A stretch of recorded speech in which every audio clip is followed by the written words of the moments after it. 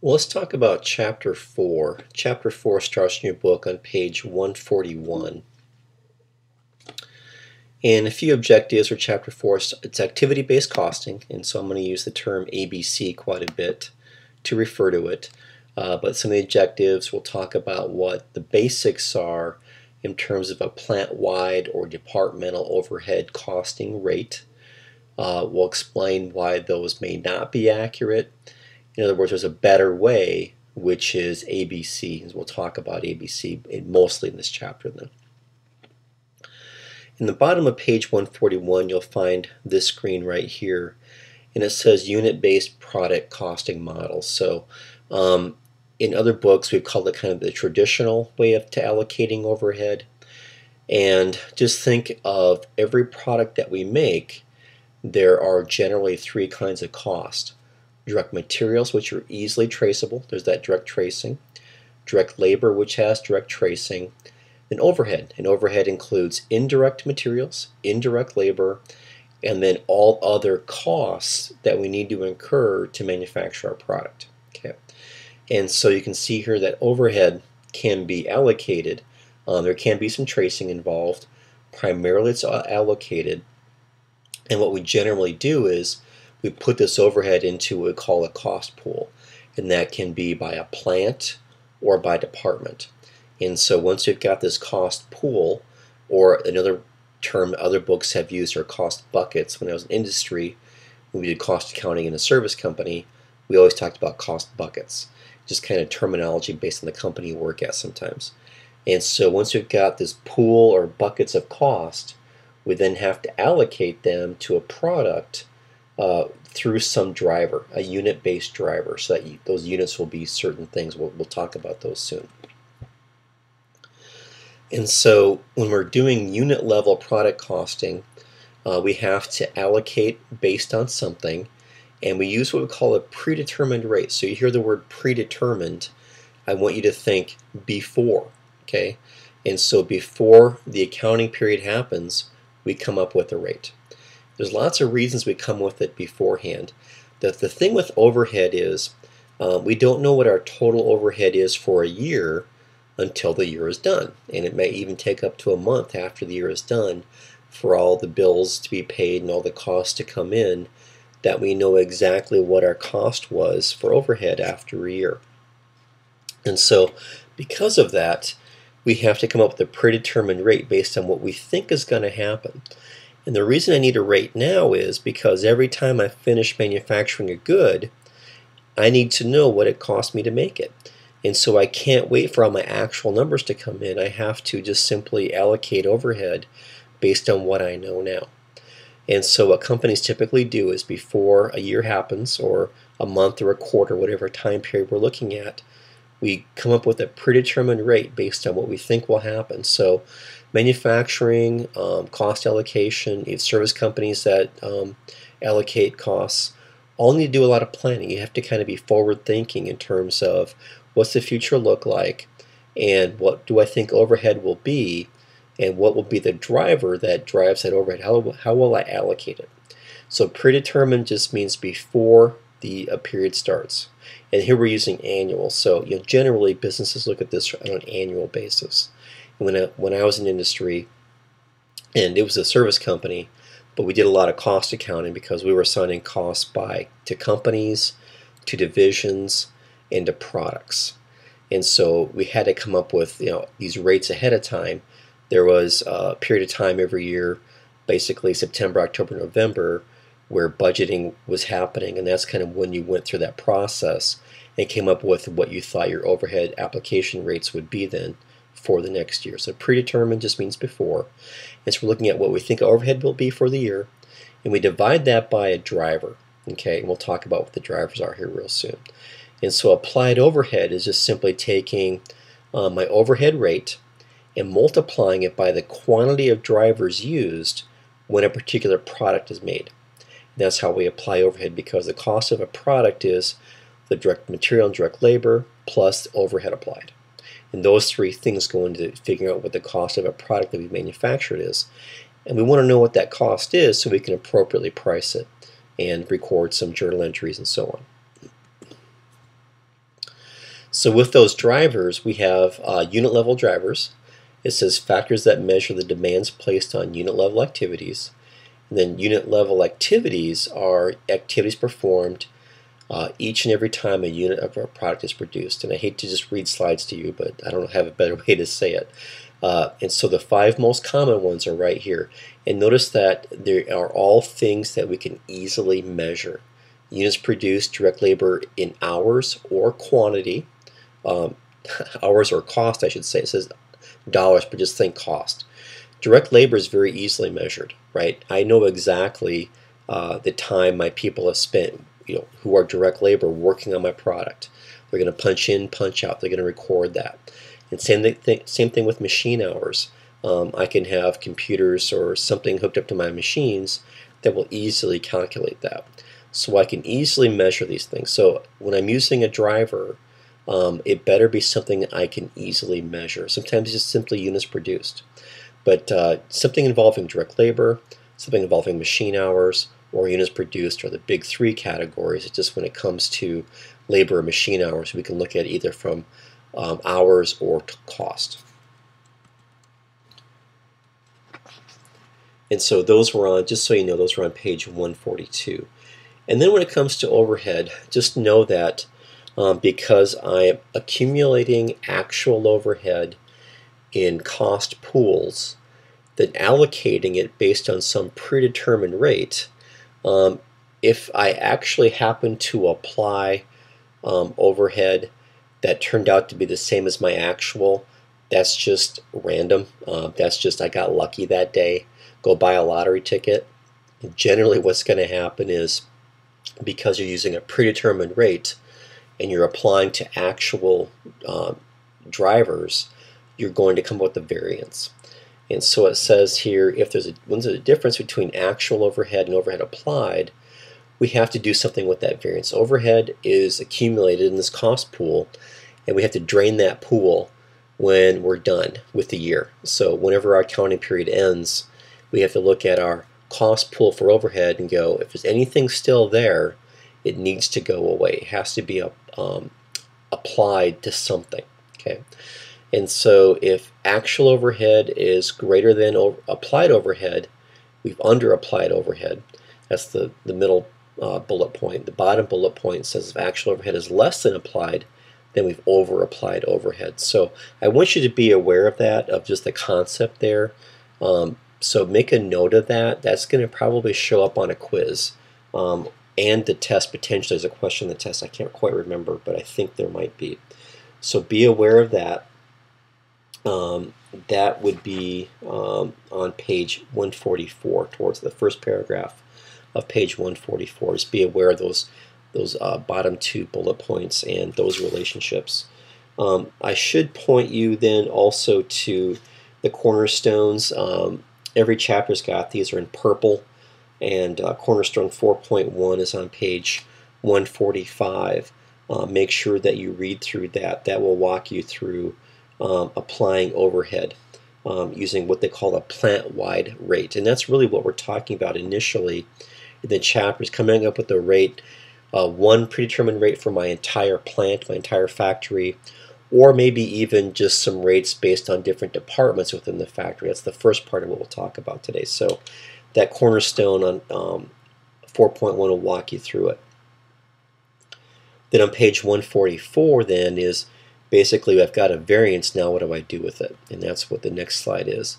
And so if the variance is immaterial, it just simply goes to cost of goods sold. I'd actually make a journal entry if I was doing debits and credits and move that overhead, move that cost pool, whatever's left over in my overhead cost pool bucket, and move it to cost of goods sold. If it is material though, let's just say I just really did not have a good rate. My predetermined rate just turned out to be very poor. Therefore, I've got a lot of overhead that I didn't apply. To be more accurate then with my costing, I'm going to allocate that to my work in process inventory and finished goods inventory and cost of goods sold. So I'm going to take that and move it to 4 different places within my accounting system. So just be aware of that also. And then on page 145 is another cornerstone that walks you through how to dispose of your variance. Okay, so just these first few cornerstones are pretty simple and they're not too in-depth, but make sure you look at those. Look at the numbers. It explains why they're doing what they're doing. It walks you through the calculation. Okay, and so overhead application here, it says departmental rates. Now, in that predetermined rate that I showed you a few slides ago, quite often what some companies will do is just say, let's apply overhead no matter what the product is, no matter what the department is, based on this one rate. Okay, and you can do that, but it may not be super accurate. What we're going to discover with allocations is close counts. There is no true perfect allocation. It's a matter of interpretation. It's a matter of how accurate does a company want to be, but also know that accuracy in allocating overhead can be a strategic advantage if you truly do know what your costs are to make your product, and you know you're pretty accurate with that. That can give you a strategic advantage over your competition because you can price your products more accurately and probably be more profitable. Another company that maybe isn't as good at cost allocation, doesn't really know the true cost of their product, good chance they're maybe not charging the right price for their product. And so investing in these systems and this knowledge can be a good thing for a company. Now, it really is true for companies that have a lot of overhead. Let's just say a company's overhead is maybe 5% of total cost. They could probably get by with a simplified system. But let's just say a company's overhead is maybe 25% or more of total cost to make your product. You're going to want to make sure you're fairly accurate with your allocation to make sure you are properly costing your products and therefore charging the right prices. And so a little bit better way then is by doing departmental rates. So instead of just having a plant-wide rate, we're going to look at my information based on departments and go, different departments probably consume overhead different ways, therefore they should have different rates, and that'd be a little bit more accurate than just having a simplified rate that we use for the whole company. So overhead application departmental rates, it says costs assigned to individual production departments. We're going to create departmental overhead cost pool. So instead of having just one giant cost pool, we'll have a cost pool for every department that we have. The unit level drivers are accumulated based on the department that accumulates those drivers. And overhead is assigned by multiplying the product departmental rate basically to driver usage. Then we have non-unit related overhead costs. It says plant-wide and departmental rates assume that a product's consumption is directly related to units produced.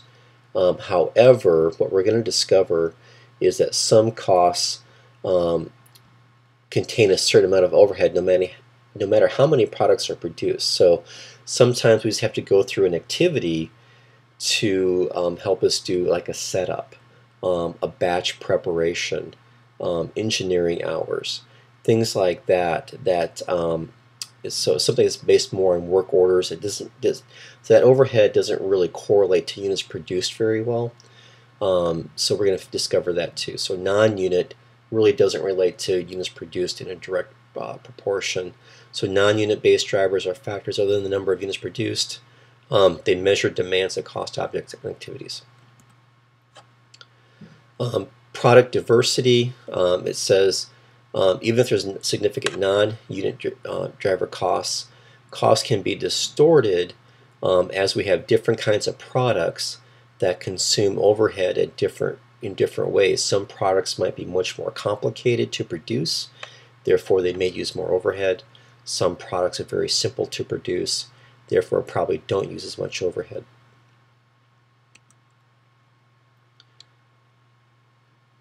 So that's what they mean by that product diversity. I kind of got ahead of myself with that one. So we could have very complex products and very simple products, and obviously they will consume overhead differently. So of course plant-wide rates is the most simple method, probably not the best method, the most accurate. Departmental rates a little bit more complicated. I have to keep track of a little bit more data, more by department now. It's better than the plant-wide rate, but still not perfect.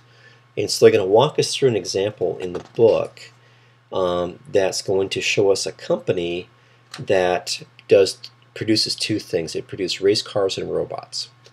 And it says here in the setup to the situation, this company produces 5 more race cars and robots. Race cars are a high volume product. Robots are low volume. The molds for robots are larger and more varied than those for race cars, so therefore it's more complicated to make them. And there's 4 types of overhead activities: setups, machining, inspections, and moving batches. Before we get too deep into that, again, there's more cornerstones that deal with overhead rates. There's a cornerstone 4.3. It's on pages 146 and 147. Make sure you take a look at those also. And then the information I talked to you about, the limitations of rates, it basically deals with the non-unit costs that we have to figure out basically overhead that's consumed not by units produced but by some other measure. And then product diversity, those are on pages 148 and a little bit on 149. So now they're going to show us some data, and this data starts towards the bottom of page 149 right there. And so it's giving us the data for this company. Remember that race cars is high volume, robots are low volume.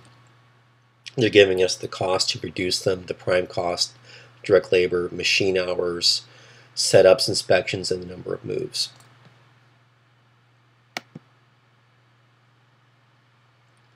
Then here's my departmental rates. Again, in the bottom of page 149 of your book. And you can see here the hours for molding and assembly. So basically we have departments. We've got a molding department and an assembly department. Both departments work on both products. You can see that. You can see the direct labor hours for both departments and both products, machine hours, and then the various overhead costs: machining, moving, setting up, and inspections. And so that will then give us our plant-wide rates, and those rates are on the bottom of page 150, or just on your screen here. And then they've got the little subset with A, B, and C to show us how they came up with the numbers. And so notice that it's referring us to the cornerstone, 4.1 and 4.3. So overhead for robots came from cornerstone 4.1, and then overhead, departmental overhead, came from cornerstone 4.3. So that's why I was kind of saying I want to make sure you look at those, because they're using the same data to compute the rates. And the rates are not difficult to compute and figure out, but just look at those cornerstones, and that you'll easily see how they came up with those numbers. So, problems with costing accuracy. Okay. It says here the main problem with using either a plant-wide or departmental rate is there's an assumption here, and that's we have to have assumptions with allocations. The assumption that machine hours and or direct labor hours drive or cause all overhead rates, and we're going to find that's not necessarily true. Well, that might be the cause of a lot of the overhead. It's not the cause of all of the overhead. It says that race cars, which is the high volume product, uses 4 times more direct labor than robots. If a plant-wide rate is used, the race cars will receive 4 times more overhead than robots, which really may not be reasonable because manufacturing of the robots is much more complicated. So while that may actually turn out to be true, it probably won't be true. And so the data in Exhibit 4.2 basically says that a significant portion of overhead cost is not driven or caused by units produced. And Exhibit 4.2 is what was on page 149. So a better approach than departmental rates or plant-wide rates is activity-based costing, which is really the heart of the chapter. So instead of using a single pool or departmental pools, we're going to look at activities. We're going to span the number of pools and rates and base them on activities. So we're going to just say, instead of 1 pool for this company or 2 pools based on departments, we're going to actually say those overhead items that we incurred all were based on some kind of activity. So let's come up with an overhead pool for each activity that we have. And so we're looking for the causal factors that measure consumption. Some will be unit, some will be non-unit. And so costs are assigned to each product by multiplying the activity rates by the amount of the activity consumed. Okay, and so Exhibit 4.4 then is, you have to kind of turn over to page, I don't know why I'm not seeing it all of a sudden. There it is. It's on page 155. Got ahead of myself. Page 155, you'll see this, and again, see it's saying look at the cornerstones.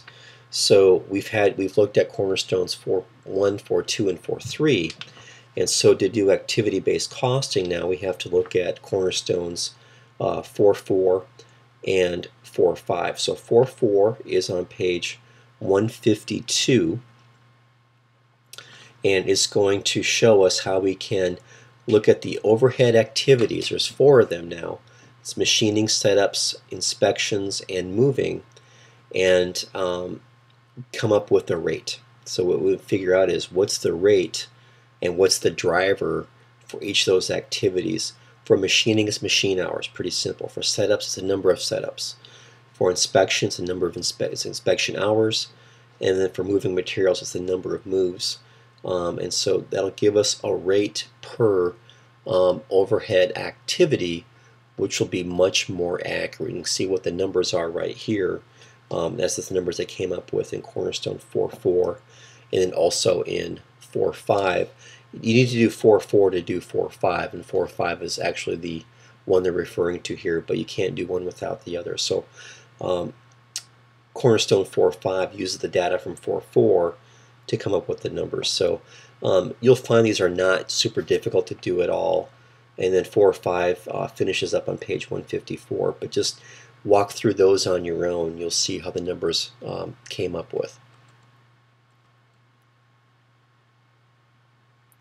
So the nice thing about that then is we get much more accurate numbers. Okay, and so activity-based costing, what you're doing is you're looking at your cost of your resources. You're basically cost assigned using driver tracing, direct tracing. Okay, that's basically your direct materials, direct labor. Then you have your activities, which is your cost of taking those direct materials and turning them into something, the overhead part of it. And so you take your overhead and you base it on the activities that occurred to finish up your goods, whatever you're producing, and you're really focused on those activities and then what it cost for each activity, and then what how much of that activity was consumed by a particular product. And so designing a system, and so to get more into activity-based costing systems then on page 156, and that's where you saw the previous the graph. Then the design starts on page 157, and it says here we want to identify, define, classify activities, assign the cost of resources to the activities, assign the cost of secondary activities or primary activities, identify cost objects, calculate primary activity rates, and then actually assign the activity cost to cost objects, which typically would be our products. And so there's several steps to go through and do this. This is not, I think you'll find it fairly straightforward is what I'm trying to say. And so I don't need to read this to you. You can obviously read it on your own, but quite often it involves just interviewing. And usually when a company is deciding to come up with an activity-based costing system, there's a lot of expertise needed to create the system. And so typically what you'll find is that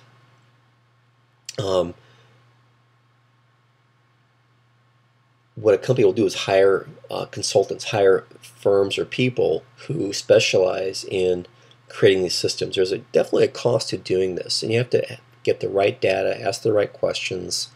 It's going to involve an investment in software also. And so typically you're working with a company, consultants, whoever it is, to help you do this.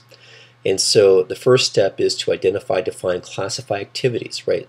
So I got to figure out what activities am I incurring and what's the cost of each, right? So there's activity inventory, what's my total activities that I do, what are the attributes of them. Some are going to be non-financial, some will be financial. My activity dictionary just basically is what are all the activities and their attributes. And then we have what we call primary and secondary activities. A primary is consumed by the final cost object. Secondary is some intermediate cost object. And of course, to figure this out means to interview, do questionnaires, surveys, and observation to gather the data, right? We've got to talk to people, ask them what they're doing, measure that, quantify that, describe it, and so on. So here's just an example of activity inventory and the different activities that are happening for this particular production. So once I have that figured out, I need to assign costs. And you can see here, assigning the costs involves the cost of activities or resource consumed. If it's exclusive to that activity, 100% of that cost goes to the activity. It may not be exclusive. If it's split, then we have to determine a resource driver. And then we have to figure out what the best driver is to measure that resource consumption. The third step is to assign the cost of secondary activities to primary activities. Treat the secondary activities like a resource in the previous step. Identify cost objects and specify the amount of each activity consumed by them. Okay, so basically, how do we assign cost to actual cost objects? How do we measure the activities and determine what consumption of activity is happening? And so you have transaction drivers, which is basically the number of times activities happened. Then you have a duration driver, which measures the demand in terms of the amount of time it takes to perform an activity. So sometimes it's a transaction driver, sometimes it's a duration driver. Be aware of that. A bill of activities specifies the product, expected production quantity, activities, and amounts of each activity consumed. So basically, what we should figure out or know is every time I make something, kind of what's the recipe, more or less. What activities will need to happen to make this product, and what's the expected quantity of those activities to make the product. Calculate my primary activity rates. Primary activity rates are computed by dividing budgeted activity costs by my practical capacity. So coming up with those rates that we're going to apply as we actually incur activities. Assign the activities to cost objects. Multiply activity rate by the actual number of activities that happened to manufacture the product. So rate times quantity, just like we did with the departmental rates and the plant-wide rates. Classify activities helps us determine what their behaviors are. And so we've got 4 general levels of activities: unit, batch, product, and facility. Unit's going to be the most detailed, facility will be the least detailed. Okay, so just some samples here just to take a look at. You can see that we have an activity dictionary there for a cardiology unit, and you can see what the different activities are, what the name of the activity is, the description of it, if it's primary or secondary, what the cost object is, and what the driver of that activity is. You know, how do we measure that?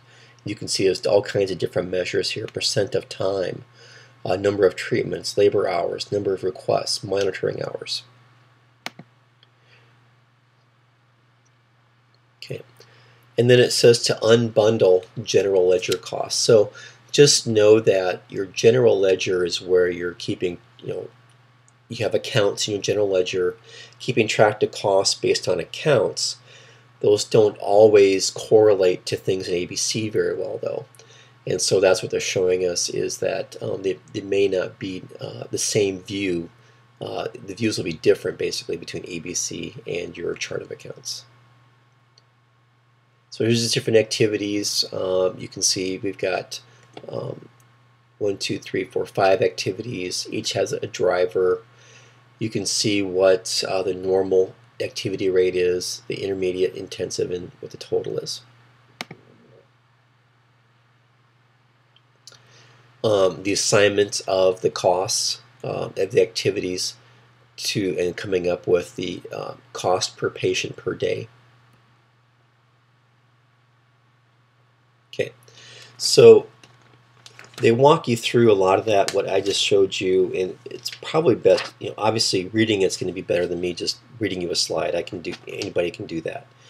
But kind of start on page 157, and then they kind of finish up with some of that data on page 163, and then the very top of page 164. On the bottom of 164, they talk about classifying activities between unit, batch, product, and facility. Make sure you read that and just get a good feel for that. But that's where that's described, bottom of page 164. And then TDABC stands for Time-Driven Activity-Based Costing, and that's what you see on your screen. Starts from the bottom of page 165. It says, before the fact simplification method eliminates the need to identify resource drivers, eliminating the need for much of the detailed implementation interviews. So it's basically saying, we just walked through ABC and the complexities of designing it, but now we're saying maybe there's a little bit easier way to do this. And they're going to walk us through the how and why of this in one of those cornerstones. It's on page 4.7. First, calculate total operating cost of a department or process. Second, calculate the capacity cost rate by dividing total resource cost and your practical capacity. Basically, then third, that will give you, it estimates the time to perform one unit of activity. So activity cost is the capacity cost rate times the time to perform one unit times total active output. So you give it a rate times total activity output. And so then you have what they call after the fact. And after the fact is on page 168 and a little bit on 169. It says approximately relevant to ABC. Calculate the cost of your activities. Combine less expensive activity cost to the more expensive, making fewer categories. And then equally accurate reduced ABC systems use expected consumption ratios. So basically what we're saying is with these alternate methods to ABC is instead of designing a full-blown ABC system, are there some things that we can do that are close to ABC but just simplified, and the answers we get will still just be good enough without all the cost to implement ABC, the cost of maintaining it. That's basically what these last few things are trying to just tell us, that we can look at some patterns, we can look at some basic information, and maybe get good enough information that we can do a kind of a watered down version of ABC. And so a good cornerstone is the how and the why of approximate relevant. That kind of explains it a little bit better. It's on page 170. Okay, that's where I'm going to end it right there. So the terminology is on page 178. Also on page 178, they walk you through that there's 9 cornerstones in this chapter. They kind of show you the pages for each one. There's a nice review problem. It starts on the bottom of page 175. It shows us the difference between unit-based costing and activity-based costing, walks you through kind of how the numbers are different. That's worth taking a look at.